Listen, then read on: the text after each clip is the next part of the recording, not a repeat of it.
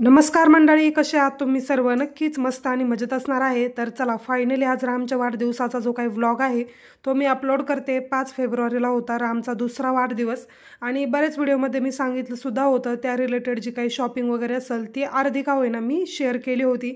तर चला, आज जो काही वाढदिवसाचा व्लॉग आहे तो शेअर करते. तर सर्वात पहिले मी तुम्हाला सांगेन की जी काही आपली यूट्यूबची सुरुवात होती ना, ती मी रामच्या वाढदिवसाच्या पासूनच केली होती. म्हणजे रामची शॉपिंग झालं, त्यानंतर केक बनवणं आणि त्यानंतर मग थोडेफार डेली रुटीनचे व्हिडिओ अशी मी यूट्यूबची सुरुवात केली होती. आणि त्याला आता 1 वर्ष झालं आणि आपला चॅनलसुद्धा मॉनिटाईज झाला, याचा आनंद तर आहेच. पण त्यासोबतच रामचा वाढदिवस म्हणजे मला कोणत्या सणापेक्षा कमी नाही. मी खूप जास्त चांगली तयारी करते रामचा वाढदिवस असेल, पण आता काही कामानिमित्त म्हणा किंवा माझा घरून चालणारा जो काही शिवणकामाचा बिझनेस असेल यातून मला थोडासा कमी वेळ भेटला. पण त्यातून सुद्धा मी ठरवलं की जसं मला पॉसिबल होईल आणि जेवढं मला चांगलं सेलिब्रेट करता येईल तेवढा मी करेल. तर रात्री काय झालेलं, मला इथे केक बनवायचा होता, पण रात्री जे काही मार्केटला आम्ही गेलेलो आणि येताना खूप जास्त लेट झालं होतं, त्यामुळे केक बनवायचा राहिला. आणि बहुधा मी कामाच्या घाईमध्ये केक मला बनवायचा आहे हे सुद्धा विसरलेच होते. पण नेक्स्ट डेला इथे सकाळीच उठून आता मी केकची तयारी करायला सुरुवात केली आहे. नेहमी केक बनवताना जे काही मेजरमेंट आहे ना ते परफेक्ट घ्यावे असं माझं मत आहे. पण आज मला तेवढासुद्धा वेळ नव्हता की स्पून घ्यावे, त्याने मेजर करावे आणि त्यानंतर मग केक बनवायला सुरुवात करूयात असं माझ्या काही डोक्यामध्ये नव्हतं. मी पटपट जे काही इन्ग्रेडियंट आहे ते घेतले आणि बनवायला सुरुवात केली, कारण की आयबॉल करूनच सर्व गोष्टी मी तिथे ॲड करत होते. त्यामुळे रेसिपी काही शेअर करणार नाही, थोडंफार जे काही बनवले तेच तुमच्याबरोबर शेअर करते आणि नंतर मग डिटेलमध्ये कधीतरी रेसिपी शेअर करेल. पण त्याचबरोबर याआधी व्हिडिओमध्ये सुद्धा मी खूप वेळा केकच्या असतील, मफिन किंवा कपकेक याच्या सर्व रेसिपी शेअर केलेल्या आहेत. ते व्हिडिओसुद्धा मी येथे टॅग करते, म्हणजे तुम्हाला पाहता येईल किंवा कमेंट सेक्शनमध्ये त्याची जी काही लिंक असेल ती तुम्हाला शेअर करते. तरी ते मी बनवत होते पायनॅपल फ्लेवरचा केक. त्यासाठी जे काही प्रीमिक्स आहे ते मी रेडीमेडच यूज करते. घरी बनवायला खूप वेळ जातो, बेकिंग पावडर टाका, मग शुगर टाका, हे ते बराच वेळ जातो. त्यासाठी असं रेडीमेड प्रीमिक्स आणलं ना की सोपं जातं. व्हॅनिला प्रीमिक्स मी ते आणलं होतं आणि आय थिंक 90 का 100 रुपयालाही मला भेटलं होतं. ब्रँडचं नाव काही पिशवीवरती लिहिलेलं नव्हतं, त्यामुळे काही सांगता येणार नाही. ते घेतलं, त्यामध्ये थोडासा व्हॅनिला इसेन्स टाकला, कारण की पायनॅपल जो काही फ्लेवर आहे तो मला बनवायचा होता. पायनॅपलचा इसेन्स नव्हता म्हणून मी व्हॅनिला वापरला आहे आणि त्यामध्ये 1 चमचा इतकं तेल टाकलं. आता हे सर्व मिक्स करायचं आणि त्यानंतर मग जसं पाण्याची रिक्वायरमेंट असेल तसं पाणी टाकून जे काही आपला प्रीमिक्स स्पॉन्ज बनवण्यासाठी जो डो लागणार आहे थोडक्यात तो आपण तयार करून घेऊयात आणि त्यानंतर मग बेकिंगसाठी ठेवूयात. एकदम परफेक्ट डो तयार होतो, स्पॉन्जी सुद्धा होतो आणि केकसुद्धा एकदम असा फ्लफी बनतो आणि छान होतो. नेहमी मी हेच प्रीमिक्स यूज करते. इथे एक होलसेल शॉप आहे वाघोलीमध्ये, तिथूनच हे आणते. होलसेल म्हणजे एवढं पण होलसेल नाही, पण ठीक आहे, एक शॉप आहे त्यामुळे जमतं बऱ्यापैकी केकचं जर मटेरियल काय आणायचं असेल तर आता फायनल स्पंज मी तुम्हाला दाखवते. तर अशा पद्धतीने झाले होते दोन्ही पण आणि 2 टायरचा बनवायचा होता त्यामुळे ते 2 तयार केलेत. हे सर्व कार्डबोर्ड असतील किंवा पायपिंग बॅग वगैरे सर्व ऑलरेडीच माझ्याकडे होतं, त्यामुळे काही मी जास्तीचं सामान आणलं नव्हतं आणि जे काही आणलं होतं ते व्हिडिओमध्ये तुम्हाला एका दिवशी मी दाखवलेलं होतं, आय थिंक, मला तरी असं वाटते. त्यानंतर मग आता क्रीम व्हिप करण्यासाठी जे काही मला इथे बीटर लागणार होतं ते मी स्कारलेट ब्रँडचं हे सुद्धा मी दुकानातूनच घेतलं होतं आणि 600 का 650ला असंच काहीतरी भेटलं होतं. ऑनलाईन मी चेक केलं मिशोवरती तर 400 रुपये प्राईज होती, पण मे बी क्वालिटीमध्ये सुद्धा फरक असू शकतो. पाठीमागच्या वर्षी जेव्हा मी बड्डेचा केक बनवला होता तेव्हाच हे घेतलं होतं आणि चांगलं वर्क करतंय. ज्यूस वगैरे बनवण्यासाठी अटॅचमेंटसुद्धा आहेत.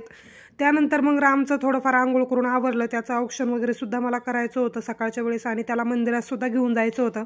माझ्याकडे तर जास्त काही वेळ नव्हता, कारण की स्वयंपाकसुद्धा बनवायचा होता त्यामुळे. आणि त्यानंतर मग डेकोरेशन, रांगोळी आणि घराची क्लिनिंग वगैरे हे सर्वच बाकी होतं, काहीच नव्हतं. फक्त सुरुवातीला म्हटलं की केक बनवून घेऊयात आणि त्यानंतर मग हळूहळू सर्व जे काही डेकोरेशन वगैरे असेल ते करूयात. संध्याकाळी 7चा टायमिंग तसा दिला होता, पण वेळेवरती कोणी हजर झालं तर ठीक, नाही तर मग थोडासा टाईमच होतो. कपड्याला तर मी आज मशीनच यूज केली होती, मशीन लावून सर्व कपडे वगैरे वॉश करून घेतले. आणि हे सर्व कामं आवरल्यानंतर आता क्रीम व्हिप करायची होती, तर यांच्याजवळ मी क्रीम व्हिप करण्यासाठी दिली होती आणि त्यानंतर मग डायरेक्टली आता फायनल जो काही केक आहे तोच मी तुम्हाला दाखवते. परफेक्ट फिनिशिंग नव्हतं आलं, कारण की खूप घाई गडबडीमध्ये बनवायचा होता. 5 ते 6 तास तरी ॲटलिस्ट पाहिजे केक सेट होण्यासाठी. त्यासाठी इथे पटकन केक बनवला आणि त्यानंतर आता करते स्वयंपाकाची तयारी. तर मावशीला आणि मम्मीला मी लवकरच बोलवलं होतं घरून, सर्वांना इन्व्हिटेशन दिलं होतं, पण इतके लांब येण्याचं कोणाला काही पॉसिबल होत नाही, त्यामुळे फक्त मम्मी आणि मावशी सोबत येणार होत्या. तर म्हटलं सुरुवातीला जी काही बेसिक तयारी करायची आहे स्वयंपाकाची ती करून घेऊयात, म्हणजे भाजी वगैरे. त्यानंतर राईस बनवायचा होता आणि बालुशाही आणि लाडू मी 2 ऑप्शन ठेवले होते, जेणेकरून की जर बालुशाही कोणाला नाही आवडली तर लाडू देता येईल असं थोडक्यात. त्यानंतर पुलाव आणि पनीरची आणि मटरची भाजी आणि सोबत चपात्या बनवल्या होत्या, कारण की सर्वांचेच घशाचे प्रॉब्लेम होत आहेत, कोणी आजारी पडतंय त्यासाठी चपातीच बनवणार होतो. मला जर एकटीने ही सर्व कामं करायची म्हटलं तर खूप जास्त वेळ गेला असता, त्यामुळे यांना सुद्धा मी सुट्टी घ्यायला सांगितली होती आणि आता यांची मदत मला होतच होती, कारण की स्वयंपाक एकटीने करायचं म्हटलं तरी काही साधं काम नाही, बरंच चॉपिंग असेल, कटिंग, हे सर्व कामे असतात, त्यामुळे थोडंफार काम यांनी, थोडंफार मी असं करून बरंच मॅनेज झालं आणि पटकन स्वयंपाक वगैरे आणि कामंसुद्धा आवरली। त्यानंतर चॉपिंगची कामं झाल्यानंतर फक्त मी यांना म्हटलं की तुम्ही रामला सांभाळा आणि बाकी जे काही असेल ते मी व्यवस्थित करते। तर ते सर्व जो काही मसाला होता तो प्रिपेअर केला आणि एक साईडला पनीरची भाजी बनवायला टाकली आणि त्यानंतर मग माझ्या आवडीचं काम करायला घेतलं, ते म्हणजे रांगोळीचं। मी नेहमीच रांगोळी काढत असते, दारासमोर छोटीशी का होईना रांगोळी काढते, पण आता थोडंसं स्किप होतं कामांमुळे, पण तरीसुद्धा वेळात वेळ काढून कधी गुरुवारी म्हणा किंवा इतर वेळी जर टाईम असेल तर छोटंसं स्वास्तिक वगैरे दारासमोर काढते। तर अशी रांगोळी काढलेली आहे, कशी झाली मला नक्की कमेंट करून सांगा। रामचा वाढदिवस जवळ आला, त्यानंतर हळदी कुंकूसुद्धा झालं, तरीसुद्धा साडीवरचा ब्लाऊज काय मला शिवता आलाच नाही। टेलर असून अशी अवस्था झाली की एक सुद्धा मॅचिंगचा ब्लाऊज माझ्याकडे नव्हता आणि जे काही होते ते मला परफेक्टली बसत नव्हते, त्यामुळे जी साडी मला घालायची होती ती राहिली आणि जी काही माझी लग्नाची हळदीची साडी होती तीच मी ऐनवेळी वेअर केली। तरी ते मम्मीचं आणि मावशीचं चालू आहे स्वयंपाक करायचं काम। गावाकडचे लोक किती साधीभोळी असतात ना, जसं मी कॅमेरा ऑन करेल ना तसं त्यांचं आवरायचं सुरू होतं लगेच, कारण की त्यांना सुद्धा शूटमध्ये यायचं होतं आणि त्यांची अशी इच्छा होती की आम्हाला सुद्धा घे। अजून एक मावशी सुद्धा माझी जवळच राहते, पण मुलांची एक्झाम असल्यामुळे तिला काही पॉसिबल झालं नाही, तरी ते आता मम्मी मसाले काढून देत होते आणि मावशी बनवत होती राईस। इतका सुंदर आणि छान टेस्टला बनवला होता ना, कोणताही स्वयंपाक असो ती उत्तम प्रकारे बनवते। तिकडे त्यांचं स्वयंपाकाचं काम चालू होतं आणि इकडे आमचं डेकोरेशन सिंपलच होतं, जे काही बलून वगैरे होते ते रामच्या ड्रेसला थोडेसे मॅच करण्याचा मी प्रयत्न केला होता। बलून फुगवण्यामध्ये इतका जास्त वेळ गेला ना, कारण की जो पंप होता ना तो रामने बिघडवलेला होता, त्यामुळे असे जे काही तोंडाने आहे ना तोच फुगवावा लागत होता आणि खूप जास्त म्हणजे गालफुगी झाल्यासारखं होतं आणि छोटीशी एकदम साईज बनवली होती आणि एकामध्ये एक असं रॅप करून छान असे 4 बलून एकत्र मिक्स करून मी लावले होते। जे काही बाहेर होतं ना तिथे सुद्धा लावायचं होतं, मी फक्त बलून फुगवण्यामध्ये मदत केली आणि तुम्ही माझं जे काही अवतार आहे तो तर पाहू शकता। दिवसभर काम करून करून मी इतकी वैतागले होते ना, अक्षरशः केससुद्धा विंचरले नव्हते, कारण की तेवढा वेळच नव्हता माझ्याकडे आणि राम झोपवला होता। लकीली राम त्या दिवशी इतका 4 ते 4.5 तास झोपला ना, रात्री काहीच त्रास दिला नाही। नंतर झोपायच्या वेळेस थोडंसं 10 साडे 10 वाजता थोडासा त्रास द्यायला लागला ना, अदरवाईज मग बड्डेच्या वेळेस खूप शांत बसला होता आणि पहिल्या बड्डेला सुद्धा एकदम शांत। कोणतंही सेलिब्रेशन असलं ना त्याला आवडतं, मग बोरनान वगैरे असे काही कार्यक्रम असले ना तिथे सुद्धा एकदम शांत बसतो। केक कट करायला तर त्याला प्रचंड आवडतो, कोणाचाही बड्डे असो, इथे कोणाच्याही बड्डे पार्टीला गेले की रामची सुरुवातीला पहिली घाई असते ती म्हणजे केक कट करण्याची, पण आता शांततेत झोपला होता त्यामुळे बरं होतं। सकाळीच त्याचं सर्व आवरून खाऊन पिऊन व्यवस्थित केलं होतं मी, जेणेकरून की संध्याकाळी त्रास द्यायला नको। तरी ते आता बलून वगैरे फुगून झाल्यानंतर मग रांगोळीसुद्धा माझी तयारच होती, बाहेरचं डेकोरेशन तयार होतं, पूजेचं ताट बनवून घ्यायचं होतं आणि नंतर मग सर्व आवरल्यानंतर आम्ही जी काही तयारी आहे ती करणार होतो। संध्याकाळी 6 साडेसहा वाजता मी तयारी करायला घेतली होती, पण टायमावरती कोणीच आलं नाही। तरी ते जे काही सकाळचा ब्रेकफास्ट वगैरे होता ना तो सकाळी बाहेरूनच आणला होता आणि त्यानंतर मग मी जे काही रताळे असतात ना आपले ते बॉईल केले होते आणि दुधासोबत मस्त एन्जॉय केले। आणि दुपारच्या वेळेस मम्मी ते तर बाहेरूनच जेवून आले, त्यांना वाटलं गेल्यानंतर याला त्रास नको म्हणून। तर असं असतं जेव्हा जवळचे लोक येतात ते आपल्याला खूप जास्त समजून घेतात आणि आपल्याला काही म्हणजे जास्त कष्ट नको किंवा मेहनतीचं काम नको म्हणून बाहेरूनच बिचाऱ्या त्या नाश्ता करून आल्या होत्या। घरी आल्यानंतर तर मी भाजी बनवून ठेवली होती, म्हटलं आल्यानंतर पटकन 2 भाकरी बनवून त्यांना जेवू घालेल, पण त्या बाहेरूनच खाऊन आल्या। इकडे राहत असल्यामुळे जास्त गोष्टी माझ्याकडे अवेलेबल नसतात किंवा खूप जास्त गोष्टींची कमतरता जाणवते कधी कधी, काही भांडे असतील किंवा इतर काही गोष्टी असतील, पण असं कधीच होत नाही। इतक्या चांगल्या मैत्रिणी कमवल्यात ना की एक शब्द जर मी म्हटलं ना की ही गोष्ट नाही ती गोष्ट नाही किंवा ह्या गोष्टी गरजेच्या आहेत, तर राम आणि माझी दगदग नको खाली यायला म्हणून अगदी वेळेवरती खाली आणून देतात किंवा मुलांकडे पाठवतात। अशा खरंच खूप छान मैत्रिणी आहेत आणि चांगली लोक मला भेटलेत मी असं म्हणाल। नेहमी कोणत्या गोष्टीची गरज लागली आणि मी फक्त एकदा म्हटलं की लगेचच आणून देतात किंवा विचारतात जर काही गरजेचं पाहिजे असेल तर नक्की सांगा। कारण की काय झालं ज्यावेळेस आम्ही इकडे शिफ्ट झालो होतो त्यावेळेस असं वाटायचं की शिफ्टिंगमध्ये जास्त त्रास नको म्हणून खूप कमी भांडी मी ठेवलेली होती, त्यामुळे खूप कमी गोष्टी माझ्याकडे असतात आणि खूप साऱ्या गोष्टी ज्या आहेत त्या मी ॲड केलेल्या आहेत, पण तरीसुद्धा रोजच्या कामामधून म्हणा किंवा काही कार्यक्रम आले असे मोठे तर खूप गोष्टी कमी पडतात। त्यासाठी तर जे काही मला पाहिजे होतं ती मी घेऊन आले ऑलरेडी आणि त्यानंतर मग आता बलून वगैरे जे काय आहेत ते ब्लूम झाले होते, तर आता जागच्या जागी ठेवूयात म्हटलं आणि व्यवस्थित डेकोरेशन करून घेऊयात। तर यांनीच सर्व जे काय आहे ते डेकोरेशन केलं होतं आणि नंतर मी मम्मीकडे यांच्याकडे त्यांना मदतीसाठी गेले होते। रामसुद्धा वेळेवरती उठला, इथे पूजेचं ताट वगैरे तयार करून घेतलं। हे दिवस किती पटपट पुढे जातात ना। राम अगदी लहान होता, 2 महिन्यांचा असताना मी त्याला इकडे घेऊन आले, त्यानंतर मग त्याची जी काही जर्नी आहे ती जर्नी, त्याचं खाणं, त्यानंतर मग जसं जसा मोठा होत चालला मग कोणत्याही गोष्टीसाठी हट्ट करणं, सर्व गोष्टी बदलून जातात. अगदी लहान होताना त्यावेळेस खूप शांत होता, पण आता थोडासा मोठा झाल्यामुळे खूप त्रास द्यायला लागलाय. पण असो, आता ती त्यांची फेजच आहे. कोणतेही हट्ट पुरवण्यासाठी मग हे करणं म्हणजे आग्रह करणं, तरी ते चॉकलेट सर्वांना देण्याचं काम चालू होतं. आणि अजून एक गोष्ट मी तुम्हाला सांगेल, रामचा बड्डे होता. इतक्या साऱ्या विशेष आणि जे काही फोन कॉल्स आहेत ते तुम्ही केले आणि विविध जे काही सोशल मीडियावरती मी आहे तिथेसुद्धा तुम्ही खूप सारे मेसेज केले रामला.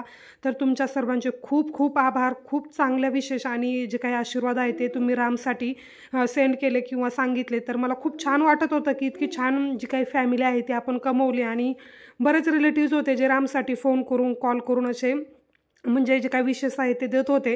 तरी ते थोडीफार तयार होऊन आम्ही जे काय आहे थोडंफार फोटोशूट म्हणा किंवा व्हिडिओ म्हणा हे आम्ही शूट करत होतो. बऱ्यापैकी जे काही इन्व्हिटेशन आहे ना ते फक्त असे म्हणजे घरातले जे कोणी जवळचे असतील त्यांनाच दिलं होतं. आणि ज्या अपार्टमेंटमध्ये मी राहते तेथले फक्त सांगितलं होतं. एक ज्या होत्या ते रिद्वी आणि स्पंदन, म्हणजे नेहमीच कोणतेही फंक्शन असो त्या असणारच, कारण की त्यांच्याकडे आम्ही सुरुवातीला राहत होतो आणि ते आमचे रिलेटिव्हसुद्धा आहेत, त्यामुळे त्यांनासुद्धा आम्ही सांगितलं होतं. आणि त्यासुद्धा मला बऱ्याच तयारी करू लागल्या. आल्यानंतर मम्मीला मावशीला आवरायचं होतं, त्यामुळे चपात्या बऱ्याच बाकी होत्या तर त्यासुद्धा मला करू लागल्या. त्यानंतर बराच वेळ वाढू वगैरे सुद्धा लागल्या. असे जवळचं कोणी असलं ना खूप कामामध्ये मदत होती. आता सर्व आवरल्यानंतर ते ऑप्शन चालू आहे आणि मी तर फोटो काढण्यामध्येच गुंतलेली होती. मला असं वाटतं दिवस निघून गेल्यानंतर काही फायदा नाही, मग नंतर फोटो व्हिडिओसाठी रिग्रेट करत बसायचं. तर ते सुद्धा झालंच पाहिजे. सर्वजण ऑप्शन करत होते त्यावेळेस मी फोटोशूट म्हणा किंवा व्हिडिओ म्हणा हे सर्व शूट करत होते, कारण की त्याच एक मेमरीज आहे ज्या की लास्टपर्यंत राहणार आहे त्यासाठी. आणि यूट्यूबच्या मार्फत हे सर्व मला सेव्ह करून ठेवतात, याचा मला खरंच खूप आनंद आहे. तर ह्या ज्या आहेत त्या औक्षण इथे करून घेत होत्या. त्यानंतर मम्मीने सुद्धा औक्षण केलं आणि जे काही रामचे गिफ्ट्स असतील ना ते मी तुम्हाला नेक्स्ट व्हिडिओमध्ये शेअर करते. खरंच खूप छान छान गिफ्ट्स रामसाठी आले. आणि एक सांगू का, खूप असं म्हणजे त्याला मी सुरुवातीपासून सांगते की काहीतरी एज्युकेशनल पाहिजे किंवा त्या रिलेटेड पाहिजे, जेणेकरून की मला त्याचा काही उपयोग होईल. म्हणजे थोडक्यात थॉटफुल गिफ्ट आणि त्याच रिलेटेड सर्व गिफ्ट आले होते आणि छान वाटत होतं मला. अजून मी तुम्हाला सांगते, हा व्हिडिओ मी इतका उशिरा तुमच्यावर शेअर करते पण एक सुद्धा गिफ्ट अजून मी ओपन केलेलं नाही. जसं पॅकिंग आहे तसंच आहे, फक्त वरवर मला जे पाहता येईल तेच मी पाहिलेले आहे. बाकी सर्व तुमच्याबरोबरच अनपॅक करेल आणि तुम्हाला सुद्धा दाखवेल.